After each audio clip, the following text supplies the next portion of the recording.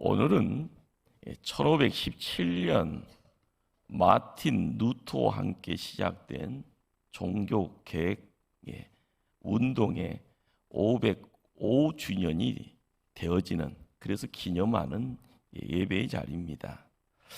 종교개혁이라고 하지만 더 정확하게는요, 신앙의 어떻게 보면 혁신운동의 모습이라 할 겁니다.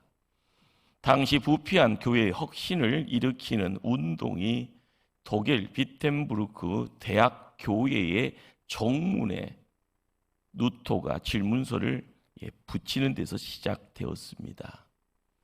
로마 교황청이 잘못된 신앙 지도를 향해서 95개의 질문을 던졌던 그 내용이 인센술의 보급과 함께 유럽 전역으로 퍼집니다.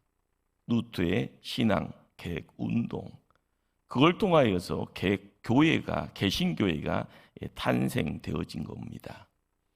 그 위에 칼빈은 스위스 제네바를 중심으로 하나님의 주권이다라는 이 주제, 말씀을 통하여서 하나님의 주권을 강조하는 신앙의 개혁 운동을 이끕니다. 그래서 이제 장로교의 기초를 놓이게 되고 장로교의 아버지 소리를 듣게 됩니다. 이로써 교회는 신약의 초대교회 신앙을 바로 회복하는 개혁 운동을 이루어 나가게 된 겁니다. 이제 우리는 종교개혁을 기념하는 주일에 무엇을 개혁해야 하는가? 마리아를 예수님과 거의 동등시하고 성경보다는 교회의 전통이 더 권위를 두는 그런 천주교회의 근본을 포기한 구태가 되었다라고 이야기할 수가 있을 겁니다. 인생의 근본은 말씀인데 교회가 말씀 중심으로 하나님께 나아가야 되는데 우리의 삶의 자리에 뭘 붙잡고 있는가? 궁극적으로 전통이라 형식이라라는 것이 생명이 될 수 없습니다. 21세기를 살아가는 우리에게 지켜야 할 것은 근본입니다. 버려야 할 것은 구태이고요, 받아들여야 할 것은 새로운 가치입니다. 이런 변화의 수용이 바로 진정한 개혁입니다. 505년 전 종교개혁자들의 신앙 개혁의 큰 원리 4가지가 바로 무엇인지를 알게 되었을 때 우리도 이 시대를 살아가면서 하나님의 마음을 얻어가는 그러한 소소한 거룩의 내용들, 행복의 자리를 찾아가게 될 줄 압니다. 첫 번째, 신앙의 어떤 새로움의 자리, 개혁은요, 주요 믿습니다. 솔라 피데의 신앙입니다. 종교개혁자들의 신앙의 핵심은요, 십자가 그리고 부활의 구주를 믿음으로써 구원받는다입니다. 솔라 피데, 오직 믿음. 이것은 우리의 신앙이 혁신될 때 오는 큰 깨달음이라고 할 수 있습니다. 우리가 교회만 와서 이루어지는 내용이 아니라 그 내용이 보여질 때, 우리의 마음속에 들어올 때, 그리고 내 안에 왕으로 구주가 함께 자리할 때입니다. 그러기에 사도행전 4장 12절의 말씀입니다. 천하 사람 중에 구원을 받을 만한 다른 이름을 우리에게 주신 일이 없습니다. 오직 의인은 믿음으로 말미암아 살리라 함과 같으니라. 그렇습니다. 성경은 예수님이 유일한 구세주이심을 믿으라라고 이렇게 말씀합니다. 그래서 본문은 말씀하지요. 내가 만일 내 입으로 예수를 주로 시인하면 또 하나님께서 그를 죽은 자 가운데서 살리신 것을 내 마음에 믿으면 구원을 받으리라. 사람이 마음으로 믿어 의에 이르고 입으로 시인하여 구원에 이르느니라. 이 말씀은 우리의 마음 중심에 예수님이 주인 되었음을 고백하는 말씀입니다. 우리는 물질, 세상의 명예, 인간관계들이 나도 모르게 예수님보다 먼저 이렇게 자리매김할 때가 많습니다. 점점 그렇게 자리 이동이 이루어지고 있습니다. 그렇게 계속 되어지면 주님 앉을 자리 어디 있겠습니까? 예수님이 나의 주인이심을 고백할 때 세상이 매일매일 새로워집니다. 이거 진리입니다. 이것이 바로 우리가 말씀을 통해서 세상에서 승리할 수 있는 지혜의 시작입니다. 두 번째가 신앙의 교육이라는 것은 주여 오직 성경이게 하옵소서. 오직 성경이라는 겁니다. 솔라 스크립툴라 신앙입니다. 종교개혁자들은요 다른 것 아닙니다. 오직 성경 손에 붙잡고 나갑니다. 마틴 루터는 종교개혁에 기치를 들면서 착수한 일이 뭡니까? 성경을 그들이 쉽게 읽을 수 있도록 자기들의 말, 자국어로, 그래서 당시 독일어로 번역을 시작합니다. 성경이 히브리어, 헬라어, 그리고 라틴어에 머물던 것이 각각 자기 나라의 언어로 번역이 되어지고 읽히는 성경이 됩니다. 한국도 역시 존 눅스 선교사, 그 목사님으로부터 시작된 한글 번역 성경 운동의 결과로 우리 글로 된 성경을 갖게 됩니다. 그래서 은혜를 누리게 되고요. 그래서 부흥의 시발점이 거기 있음을 깨닫게 됩니다. 1907년 그렇습니다. 1월에 평양 인근에서 이루어지는 사경의 자리입니다. 성경을 배웠고요. 성경 말씀을 통해서 기도의 자리 지킵니다. 성령 받게 되어지고요. 그리고 나서 일제 탄압 가운데서도 신앙의 불꽃은 타오르게 됩니다. 새로운 부흥 운동이 일어날 때 가장 중요한 것은요, 오직 말씀, 오직 성경으로 돌아가는 운동이 일어나는 겁니다. 오직 성경, 솔라 스크립툴라의 신앙에 생명이 있습니다. 성경은 우리의 신앙과 행위의 표준입니다. 칼빈 선생, 성경이 가라는 곳까진 가고 성경이 서라는 곳에 머무는 것이 신앙, 바른 신앙의 행위임을 선포합니다.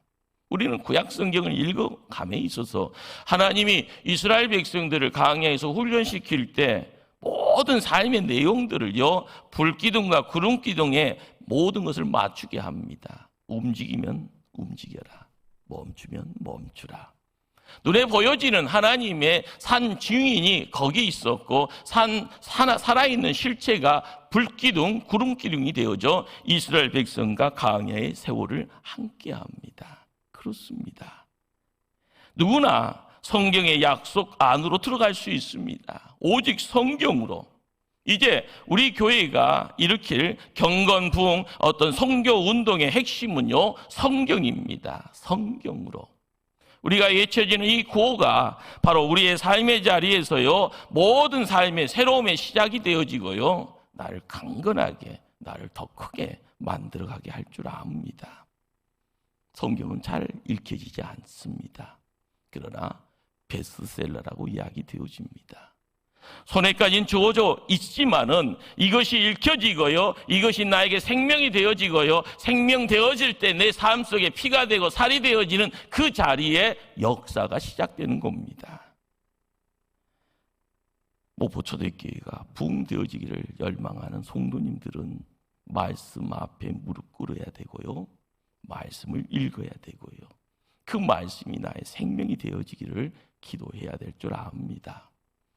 세 번째는 신앙의 혁신이라는 것은 주여 은혜를 주옵소서, 솔라 그레티아라는 신앙입니다. 우리는 하나님의 영광을 보기를 원합니다. 그렇죠? 펼쳐지는 그 자리에서요. 신기합니다. 이 목포도요, 주말만 되면은 평화광장에서요, 하늘을 수놓는, 저는 한 번도 가보지는 않고 소리만 듣지만은요, 그걸 보려고요, 많은 분들이 온다고 하지 않습니까? 그러나 그거보다 더 큰 아름다움의 내용이 하나님의 영광의 자리에 있습니다. 그걸 보게 되어지고 그 자리에 우리가 세움받게 되어지면 깜짝 놀랍니다. 바로 이것이요, 하나님 살아있다라는 겁니다. 그것이 은혜죠. 진정 하나님의 영광은요, 은혜의 영광입니다. 그러므로 솔리데오 그롤리아, 오직 하나님께 영광, 솔라 그라티아, 오직 은혜는요, 어떻게 보면 동전의 양면이라 합니다. 은혜가 깊어지면 하나님 중심으로 자연스럽게, 그리고 우리가 손에 잡아야 될 것이 하나님의 영광. 하나님의 영광을 목적으로 하면은요, 은혜의 신앙이 더 깊어질 수밖에 없습니다. 사도 바울의 목소리입니다. 너희가 먹든지 마시든지 무엇을 하든지 다 하나님의 영광을 위해서 하라. 하나님의 은혜로 우리는 세상에 있습니다. 우리의 시장은 누구를 통하여서요? 하나님, 그렇습니다. 하나님이 우리의 가정 자리에요, 인생길을요, 지켜주십니다. 이끌어주십니다. 복주십니다. 그러기에 요한복음 1장 10절 말씀입니다. 그가 세상에 계셨으며 세상은 그로 말미암아 지은 바 되었으되. 이제 우리는요, 주님의 은혜가 부요함을 증거할 사명 갖고 있습니다. 로마서 10장의 말씀입니다. 한 분이신 주께서 모든 사람의 주가 되사 그를 부르는 모든 사람에게 부유하시도다. 누구든지 주의 이름을 부르는 자는 구원을 받으리라. 은혜가 풍성한 하나님은요, 우리 누구든지 주님 부르는 사람들에게 부요함에 은혜 주십니다. 그러므로 하나님의 영광 중심, 은혜 중심으로 살아가는 사람들 복이 있는 겁니다. 그 중심에 하나님 살아 계시기에 예배 자리에 우리의 예배를 받으십니다. 영광, 그 자리에 들어가기 위해서는 예배자 되어져 하나님 앞에 나와야 되는 겁니다. 이것이 은혜를 의지하는 신앙의 개혁이고요. 그래서 칼빈, 장로의 아버지 칼빈은요, 주일 성수에 대한 열정을 아주 강조합니다. 마틴 루터는요, 일찍이 종교개혁을 추진하면서 수많은 위협과 박해, 생명의 위협을 받았습니다. 그때마다 루터는요, 책상 위에 손가락으로 뚝뚝뚝 두들기면서 입술 열어서 이야기합니다. 비비드. 무슨 말일까요? 하나님 살아계신다. 하나님 살아계신다. 비록 아무런 힘도 능력도 없는 나약한 존재가 한 인간이란 것 알고 있었습니다. 권력이 있든 없든 간에요, 더 큰 권력이 찾아와서 핍박하면 죽을 수밖에 없는 것이 인생입니다. 그러나 하나님 살아계신다라는 사실 의지하기에 무너지지 않을 것 같은 절벽, 그 절벽을 향하여 발걸음을 옮겼던 이가 마틴 루터입니다. 그러기에 루터는요, 주의를 지키는 것을 천국 가는 훈련이라 그렇게 말합니다. 성도는 일주일 동안 바쁘게 살다가도 주일이면 손을 놓고 예배하러 갈 수 있어야 합니다. 이것이 잘 훈련돼야 나머지 신앙 활동도 수월해집니다. 단순한 것 같지만은요, 우리에게는요, 목숨과 같은 말씀입니다. 인명구조원으로 일하던 한 사람이 정년 퇴직을 앞두게 됩니다. 축하를 하러 온 친구들이요, 이런저런 이야기 도중에 이런 질문을 던집니다. 자네가 지금껏 목숨 건져준 사람이 몇 사람이나 되는가? 단 2명뿐이라네. 친구는요, 믿기지 않은 듯 다시 묻습니다. 농담하지 말게나. 30년 동안 일한 자네가 단 2명만 구했다고? 그러자 친구가 무슨 말을 할까요? 물론 구해낸 사람 수도 없이 많지. 하지만 고맙다라는 인사로 나를 찾아온 사람은 단 2사람뿐이네. 난 그 2사람만이 내가 진정 건진 사람이라고 생각할 뿐이라네. 우리 예수님도요, 말씀하셨지 않습니까? 10사람이 다 깨끗함을 받지 아니하였느냐? 그 9은 어디에 있느냐? 이 이방인에는 하나님께 영광 돌리러 되돌아온 자가 없느냐고 묻습니다.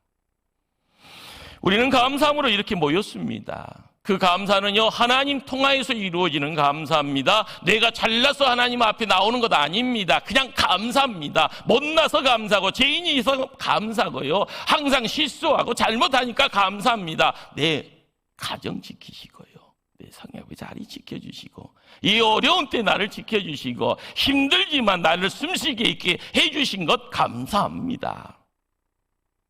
주일마다 은혜에 감사하는 성도, 그래서 예배에 성실한 성도, 이런 성도가 은혜의 성도입니다. 은혜 신앙으로 하나님의 영광을 드러낸다라는 것은요, 나는 먼지 같은 인생이죠. 그러나 이 먼지를 모아가시는 분이요, 태산되게 하시는 분이요, 사람이 아니라 하나님이라는 사실입니다. 그러기에 태산되어져 가는 그 자리에 하나님이 살아있음이 바로 거기에 하나님의 영광이 드러나는 겁니다.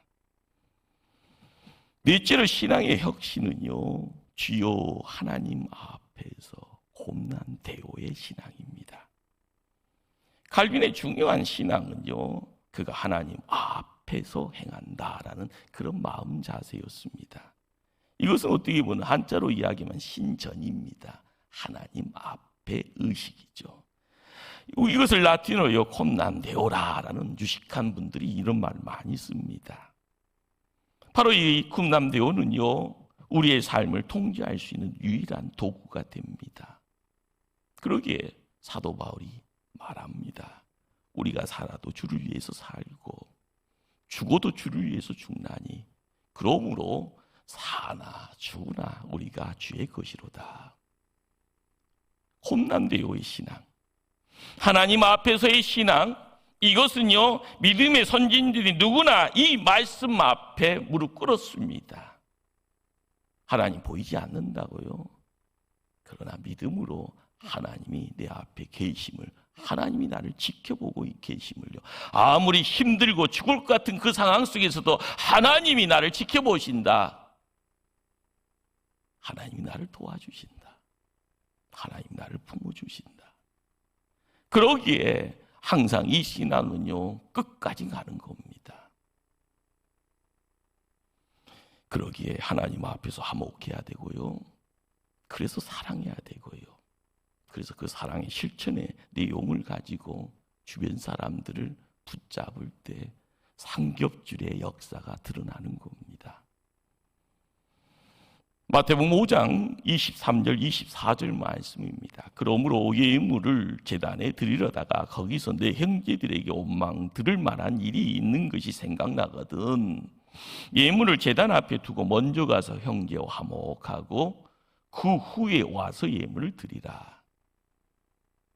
홈난데요의 신앙의 원조로서요, 사랑의 나라를 확장시키는 그 모습들이요, 흘러가는 겁니다. 그래서 교회가요, 사람이 모여질 때 그 모여짐의 내용이 부흥이라고 이야기를 하는 겁니다. 사도행전 2장 44절로 47절의 하나님의 말씀입니다. 믿는 사람들이 다 함께 있어 모든 물건을 서로 통용하고 또 재산과 소유를 팔아 각 사람의 필요를 따라 나눠주며 날마다 마음을 같이하여 성전에 모이기를 힘쓰고 집에서 떡을 떼며 기쁨과 순전한 마음으로 음식을 먹고 하나님을 찬미하며 또 온 백성들에게 칭송을 받는 주께서 구원받는 사람을 날마다 더하게 하시니라. 하나님의 나라를 빛을 빛내는 사랑의 무지개, 이 시대에도 실존합니다. 없다. 그렇지만 희소 가치는 갖고 있지만 사랑의 무지개가 이 교회에서 떠오르기를 기도해 봅니다. 오늘 종교교육주일에 큰 의의가 어디에 있습니까? 살아있는 신앙 갖자는 겁니다. 말씀이 나를 뜨겁게 하면 그 말씀 때문에 내가 움직여야 되고요, 그 움직임이 사랑의 실천이 되어진다 하면은요, 누군가를 손으로 붙잡을 수 있습니다. 품을 수 있습니다. 바로 이것이 살아있는 신앙입니다. 함께 기뻐할 때는요, 함께 미소 띠고 기뻐하고요, 슬픔의 자리에 있으면 함께 엉엉엉 울어주면서요, 그 아픔을요, 내가 품으려고 할 수 있는 모습들, 바로 거기에 하나님의 교회가 있습니다. 사랑하는 성도님들, 이제 우리의 신앙이 개혁되어야 합니다. 하나님 앞에 산다라는 지식 가지고 주님 믿고 성경 더 깊게 들어가야 됩니다. 주님의 은혜를요 고백하고요 하나님께 영광 돌리기를 열망하셔야 됩니다. 무엇보다 사랑의 실천의 자리에 내 자신을 먼저 드러내기를 바랍니다. 우리의 신앙이요 종교 계획 때같이 근본으로 1907년 한국 땅 평양의 대부흥같이 열정으로 회복되기를 기도합시다. 성령의 새바람이 일어나면 목포 초대교회는 하나님의 새 역사를 서내려갈 수 있을 겁니다. 진정으로 개혁이라는 이름이요 다시 살아있음의 성도들의 모습을 구체적으로 드러내게 되어질 때마다 남 먼저가 아니라 내가 먼저 나로부터 시작되어지기를 하나님 앞에 온전하게 결단함으로 나아갈 때 하나님 큰 역사를 이 교회를 통하여서 밝히 드러낼 줄 믿습니다. 그 자리에 우리 함께 연합하는 모습 가지고 손잡고 나가기를 주님 이름으로 축원합니다.